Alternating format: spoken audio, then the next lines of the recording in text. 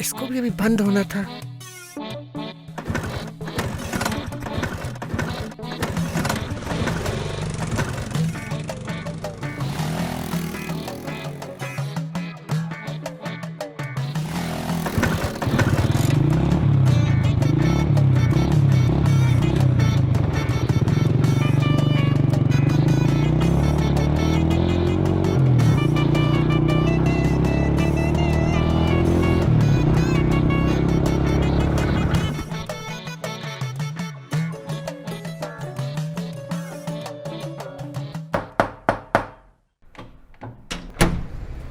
जी बोलिए। जी, मुन्नी से मिलना था। मुन्नी से क्या काम है आपको? सरकार की तरफ से बोर्डिंग स्कूल का लेटर आया है। कल मुन्नी को बोर्डिंग स्कूल भेज दिया जाएगा। लेकिन मुन्नी को कुछ लोग लेकर चले गए। लेके चले गए?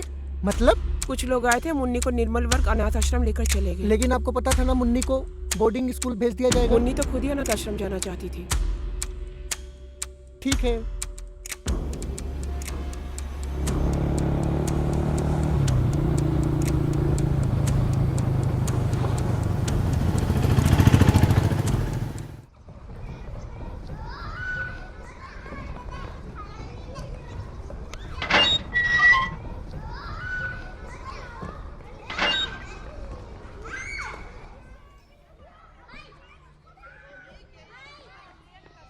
मैम, कोई मिलने आया आपसे। ओके, भेज दीजिए। Good morning ma'am. Good morning, sit down. जी मैम, मैं गवर्नमेंट ऑफिस से आया हूँ। मैं मुन्नी को लेने उसके घर गया था। ओके, वहाँ से पता चला उसे यहाँ लेके आए हैं। आपने ठीक सुना था, ये मुन्नी का डिसीजन है, इसलिए वो यहाँ पर है। मैं कुछ समझा नहीं। इस कहानी की शुरुआत होती है आज से ठीक 1 साल पहले।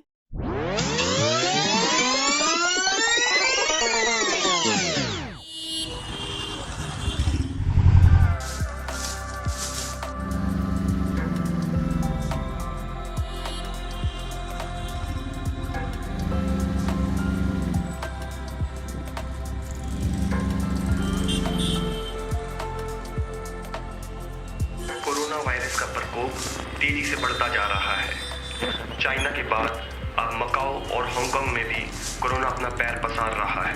साथ ही भारत में हाई अलर्ट जारी करने का फैसला लिया गया है। अरे सुना है केरला में भी केस निकला है। ये चाइना वालों का कुछ नहीं होने वाला। हाँ भाई, हमने सुना है कोई चमगादड़ खा लिए हैं, उसी से कोरोना फैला है। अरे चाचा, तुम्हें चिंता करने की कोई जरूरत नहीं। ये विदेशियों वाला वायरस है, ये हमारा कुछ नहीं बिगाड़ पाएगा। हम भाई चलते हैं, बहुत सारा काम बचा है।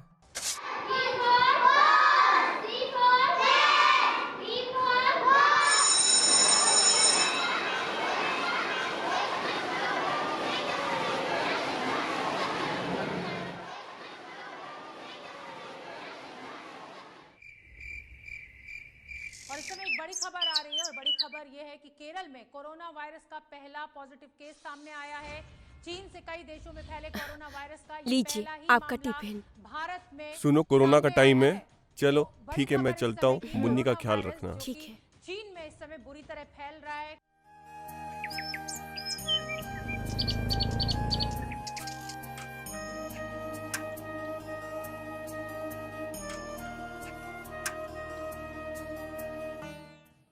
देश आज एक महत्वपूर्ण निर्णय करने जा रहा है।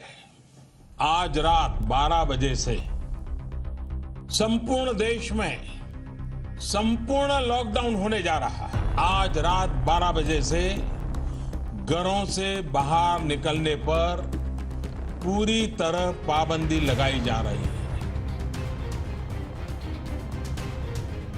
आप लोग ध्यान से सुनिए, कल से शहर में लॉकडाउन लग रहा है, इसलिए आप सब आज से छुट्टी में हो और घर जाते समय अपनी जरूरत की सामान लेकर जाइए।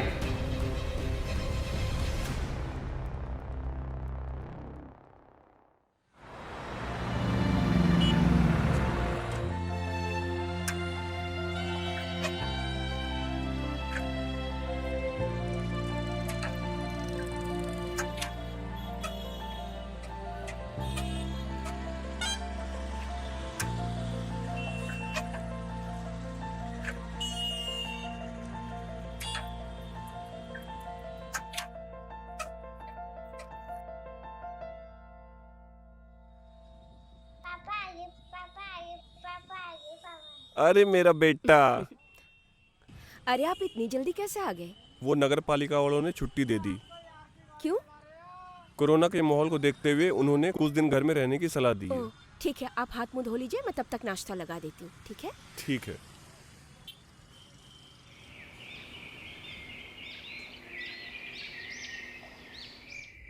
देहरादून से आती हुई बड़ी खबर, उत्तराखंड में कोरोना की दस्तक देखी जा रही है। राजधानी के स्कूल में एक स्टूडेंट पॉजिटिव मिला है और देहरादून के ब्राइटलैंड स्कूल की यहाँ बात हो रही है, जहां से एक स्टूडेंट के पॉजिटिव मिलने का मामला सामने आया। विश्व स्वास्थ्य संगठन ने ये चेतावनी दी है कि अगले कुछ महीनों में पूरी दुनिया में कोरोना की सुनामी आने वाली है। देश में कोरोना के आंकड़े डराने वाली दिशा में आगे बढ़ रहे हैं। पिछले 24 घंटे में देश में 62,258 नए केस सामने आए। और अब नजर डाल लेते हैं इस वक्त की तमाम अहम खबरों पर। देश भर में कोरोना के आंकड़े बेहद तेजी से बढ़ रहे हैं। 24 घंटे में कोरोना के 1.5 लाख से ज्यादा नए केस सामने आए हैं और 327 लोगों की मौत हो गई है। अस्पतालों में भी कोरोना अटैक देखने को मिल रहा है और आज प्रधानमंत्री नरेंद्र मोदी शाम 4:30 बजे समीक्षा बैठक करने वाले हैं। स्कूल में क्या किया? पढ़ाई करी? अच्छा, और गेम्स नहीं खेले कुछ?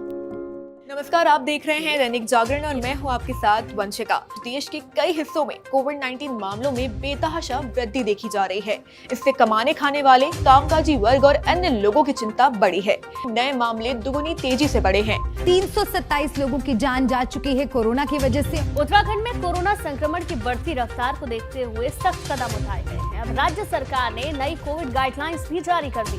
बड़ी खबर, हरिद्वार में मकर संक्रांति पर गंगा स्नान पर लगाया प्रतिबंध। राज्य में एक दिन में 3000 के पार कोरोना के नए केस। लगातार तमाम कड़े कदमों के बावजूद भी कोविड के केस बढ़ रहे हैं, इजाफा लगातार जारी है। बड़ी खबर इस वक्त आपको बता रहे हैं कोविड की स्थितियों को देखते हुए, जहां पर लगातार दिक्कतें गरीबों के सामने भी आ रही हैं। गरीबों को मुफ्त राशन मुहैया कराएगी।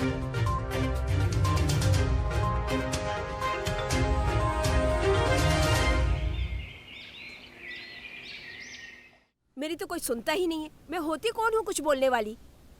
सब अपनी अपनी मर्जी का करते हैं, किसी को कुछ पड़ी ही नहीं है।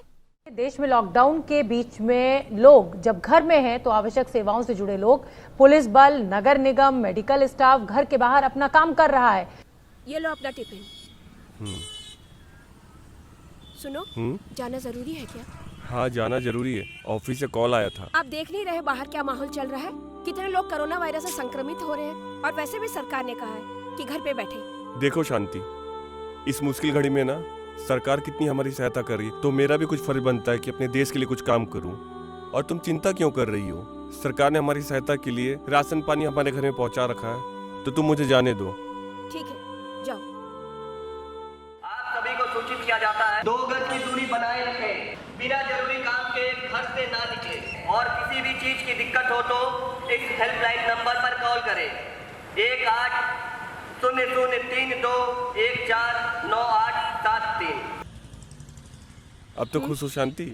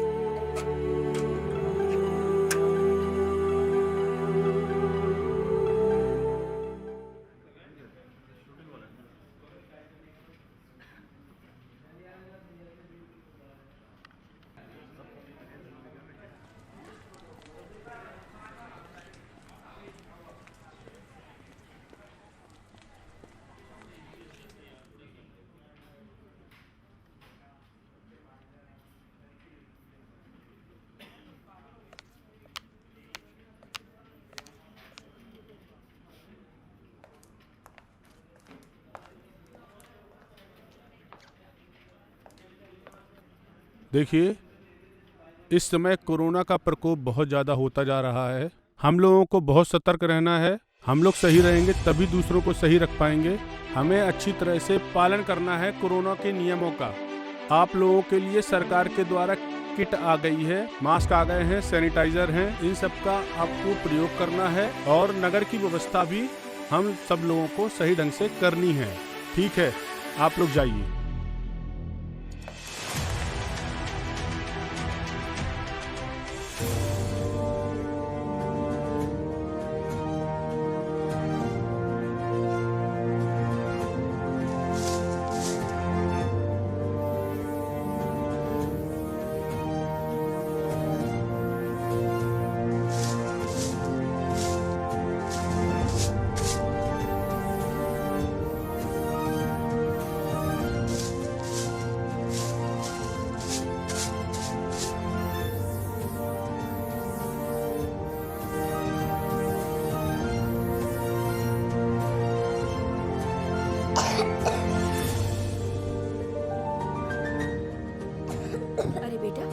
खांस क्यों रहे हो?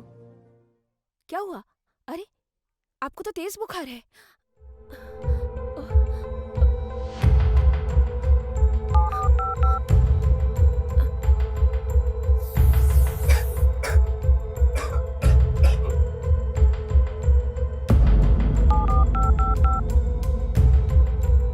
अब ये फोन क्यों नहीं उठा रहे हैं?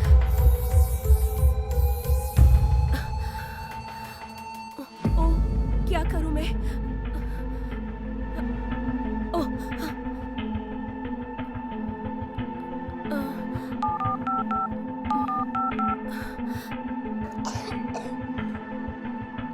हेलो? हाँ जी।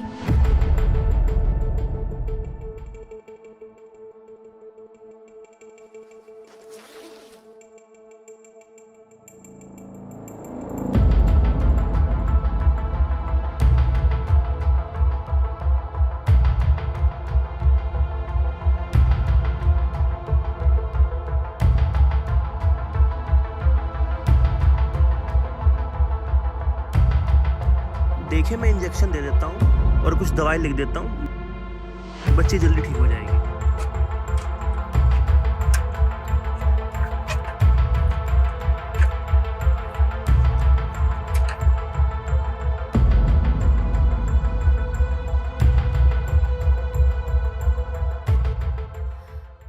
क्या हुआ मुन्नी को? आज सुबह जब आप घर से निकले थे ना, हाँ। किसी भी चीज की दिक्कत हो तो इस हेल्पलाइन नंबर पर कॉल करें 180032।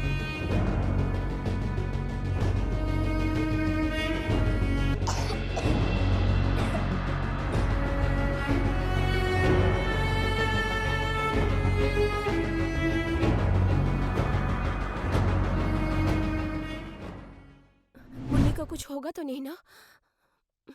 नहीं, हमारी मुन्नी को कुछ नहीं होगा। मेरी बच्ची। जिसका पति और जिसका पिता इस मुश्किल घड़ी में सरकार की सहायता कर रहा है ताकि लोग सुरक्षित रह सके, भला उसके परिवार को कुछ हो सकता है। मेरी बच्ची। और तुम घबराओ मत, हमारी मुन्नी को कुछ नहीं होगा, जल्दी ठीक हो जाएगी। में कोरोना वायरस का संक्रमण लगातार बढ़ता जा रहा है। तो दिल्ली मुंबई में लगातार मामले बढ़ रहे हैं। बतालों में भी कोरोना अटैक देखने को मिल रहा है और संसद से सुप्रीम कोर्ट तक कोरोना का कहर कैसे बरप रहा है। कोई भी नागरिक घरों से बाहर न निकले। खबर यह है कि भारत को कोरोना की वैक्सीन मिल गई है। भारत की पहली कोरोना वैक्सीन कोवैक्सीन। उत्तराखंड में तेजी से कोरोना के नए मरीजों में अब गिरावट देखने को मिल रही है। 6,674 मरीज स्वस्थ होकर घर भी लौटे हैं। कोरोना के केसेस पिछले 24 घंटों में 10,000 के नीचे चले गए। सरकार कोरोना से जुड़े प्रतिबंध हटाने जा रही है। सिर्फ मास्क और सामाजिक दूरी के नियम बरकरार रहेंगे। आप फेस मास्क लगाए रखिए, सोशल डिस्टेंसिंग का पालन करते रहिए, यही अपील की जा रही है।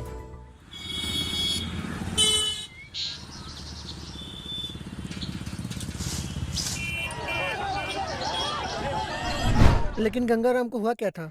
जब गंगाराम रोड पर बेहोश होकर गिर गया था, इसी दौरान वहाँ के लोगों ने उसको हॉस्पिटल में एडमिट करवाया, जहाँ पता चला वो भी कोविड पॉजिटिव है और इलाज के दरमियान उसकी मृत्यु हो गई। ये सदमा शांति देवी बर्दाश्त नहीं कर सकी और वो भी मुन्नी को हमेशा के लिए छोड़कर चली गई। जब नगर पालिका को पता चला गंगाराम और शांति देवी इस दुनिया को छोड़कर चले गए हैं, तो उन्होंने मुन्नी को बोर्डिंग स्कूल भेजने का फैसला किया। लेकिन मुझे एक बात समझ नहीं आई, मुन्नी यहाँ पे आई क्यों? मुन्नी के लिए जगह कोई नई नहीं है, वो पहले भी यहाँ आ चुकी है। मैं कुछ समझा नहीं।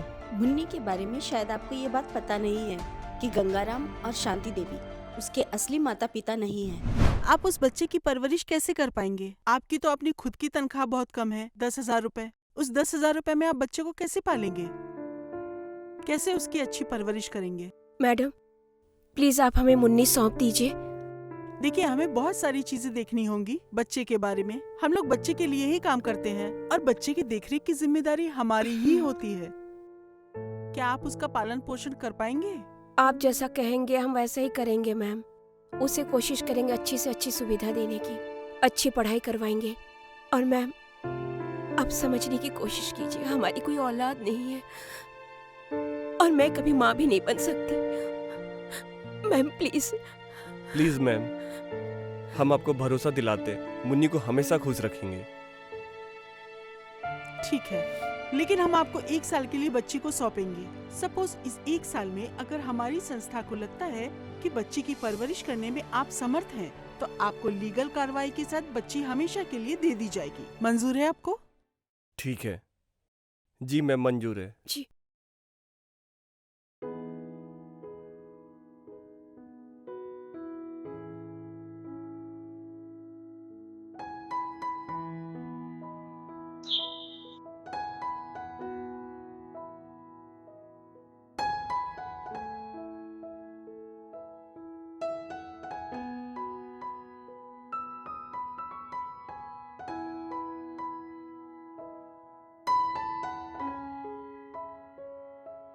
चलो बेटा। क्या मैं मुन्नी को देख सकता हूँ? आइए मेरे साथ।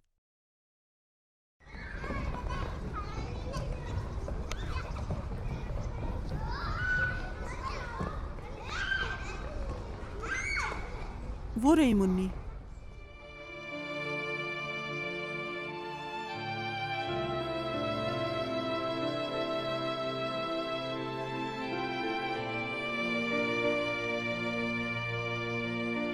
शायद मुन्नी को बोर्डिंग स्कूल में वो अपनापन न मिल पाए जो अपनापन उसे यहाँ मिलेगा।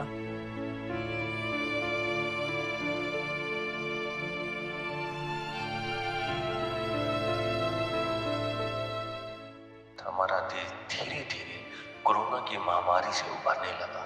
इस महामारी के जंग में हमने कुछ अपनों को खोया और कुछ अपने इस जंग में कोरोना को हराकर घर भी वापस आए।